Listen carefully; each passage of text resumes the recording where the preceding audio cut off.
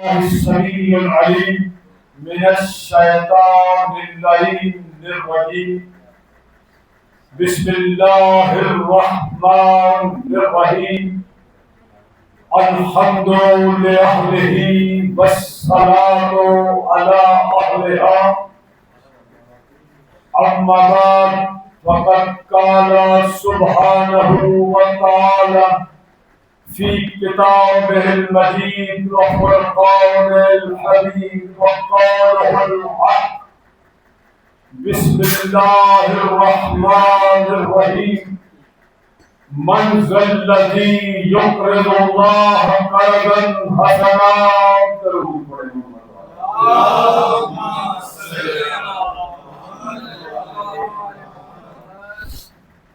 حضرات گرامی مومنین حضرات،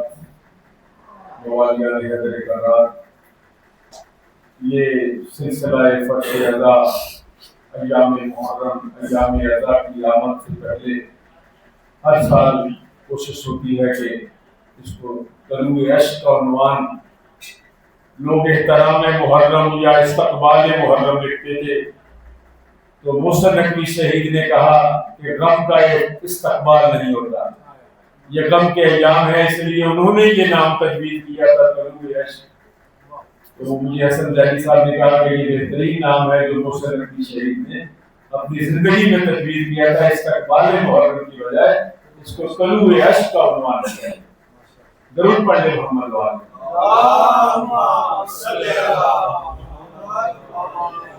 چونکہ یہ ایام اعزا سے قبل عزاداری کا اہتمام اور یہ فرش اعزا کا اہتمام، یہ عزاداری کی اہمیت اور عزادار کی اہمیت کو واضح کرنے کے لیے کہ عزاداری کی اہمیت کیا ہے، عزادار کی اہمیت کیا ہے، اور عزاداری ہم کیوں کرتے ہیں، کب سے شروع ہوئی یہ عزاداری۔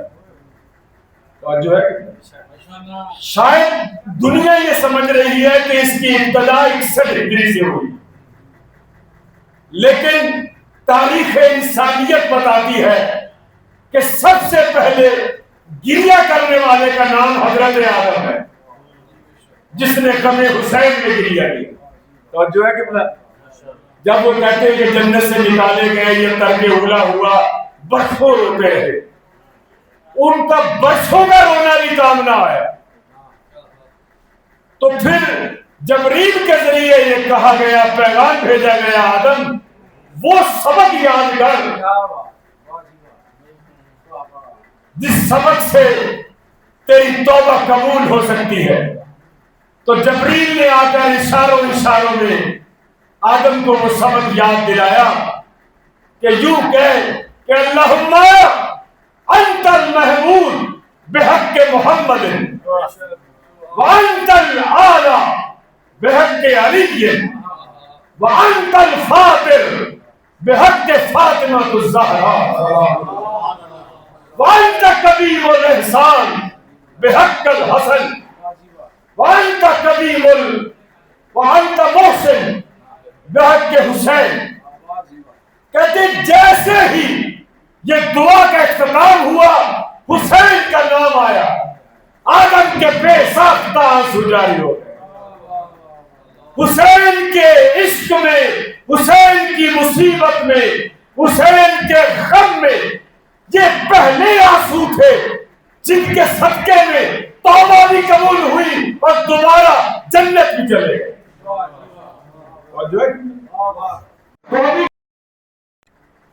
ترابی صاحب نے جہاں پر مسائل چھوڑا، میں اسی واقعے کو اپنے فضائل کی بنیاد بنا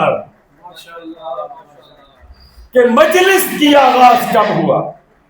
ہر بندہ جیسے آپ فرما رہے تھے مجلس بے قرار ہے، مجلس کب کیوں ہے جی، مجلس کب سے ہے جی، عزاداری کب سے ہے، یہ ذکر کب سے ہے، یہ حسین کا ذکر کب شروع ہوا، یہ مجلس کب شروع ہوئی، ہر بندہ یہی سوال کر رہا ہے۔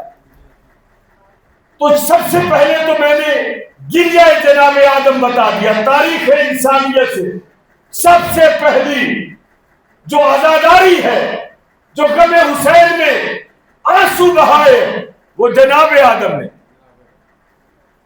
کیوں بہایا؟ کیسے پتا چلا ان کو کہ حسین پر یہ مصیبت آئے یا حسین پر یہ مصائب یا کربلا کا واقعہ ہوگا؟ تو کس نے بتایا جناب آدم کو آگے؟ جی جبریل نے. جبریل کو کس نے بتایا؟ اللہ نے. بولیے نا میرے ساتھ, جبریل کو کس نے بتایا؟ اللہ نے. تو پھر یہ ہوا نہیں کہ سب سے پہلی مجلس اللہ نے پڑھی, جبریل نے سنی.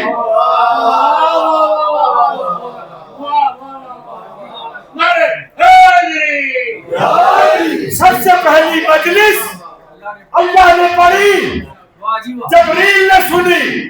پھر جبریل نے پڑھی, آدم نے سنی. تو پھر ہم کیوں نہ کہہ دیں سب سے پہلا ذاکر خدا سامع جبریل, پھر ذاکر جبریل سامع جناب آدم. یہ انسانیت کی سب سے پہلی تاریخ آدمیت کی, تاریخ انسانیت کی سب سے پہلی مجلس. اور جو ہے دوسرا واقعہ کمیا نے فرمایا کہ جیسے ہی مولا حسین دنیا میں آئے تو جناب سیدہ نے مولا حسین کو آغوش رسول میں دیا یا نہیں؟ جیسے ہی آغوش رسول میں مولا حسین آئے تو کیا ہوا؟ سرکار خوش بھی ہوئے, غم زدہ بھی. خوشی فطری عمل تھا کہ نواسے کو گود میں لیا, اور غم زدہ بھی ہوئے, روئے بھی, آنسو بھی بہائے. تو جناب سیدہ سے نہ رہا گیا, کہا بابا کیا میرا شہزادہ خوبصورت نہیں؟ تو جناب رسالت مام نے کہا بیٹا کائنات میں یہ حسن باتیں گا, کائنات کا حسین ترین ہے میرا نواسا. بابا پھر آپ خوش بھی ہوئے, غم زدہ بھی, روئے کیوں؟ تو سرکار نے کہا مجھے جیسے ہی تم نے میرا نواسا میری آغوش میں لیا تو مجھے جبریل نے آ کے پورے کا پورا بسم اللہ نواسا تشریف لے اجازت ہے بسم اللہ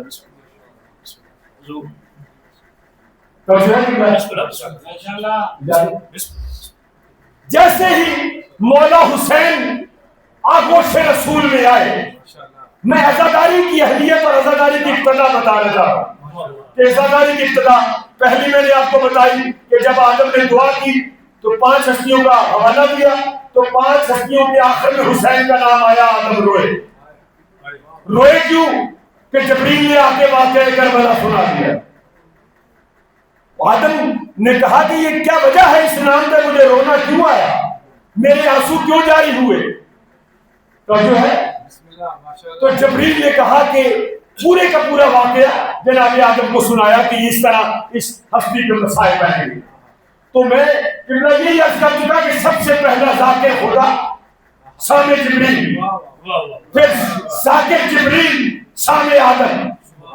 اسی طرح سے جب آغوش رسول میں مولا حسین کو دیا گیا تو سرکار خوش بھی ہوئے, غم زدہ بھی.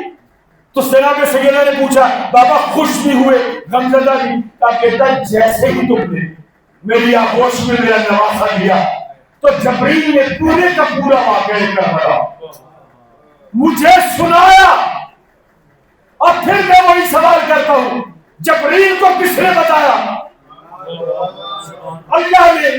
تو پھر کیوں نہ کہہ دوں سب سے پہلا ذاکر خدا سامع جبریل, پھر ذاکر جبریل سامع رسول, پھر ذاکر رسول سامع بطول.